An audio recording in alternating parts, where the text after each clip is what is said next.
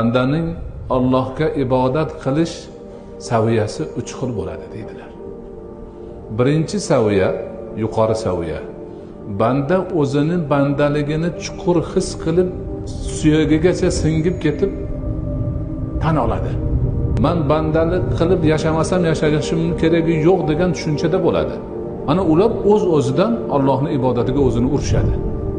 Chunki fahmi yetgan, aqli yetgan, his tuyg'usi yetgan, o'zini bandaligini chuqur his qilib, Allohga bandalik qilmasam yashashimning keragi yo'q degan xulosadagi odam bo'ladi.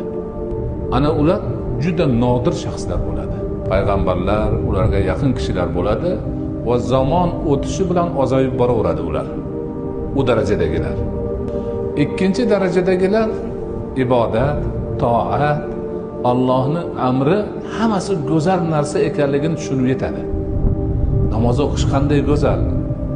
Bundan chiroyli narsa dunyoda yo'q. Roza tutish qanday foydali narsa. Bundan foydali narsa dunyoda yo'q.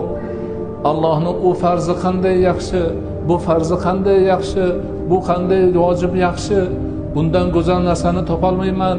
Shuni g'animat bo'lay deb o'zini uradiganlar toifasi ular. Bular ham oz bo'ladi. Bular orif bandalar bo'ladi. Allohga yetishgan bandalar bo'ladi.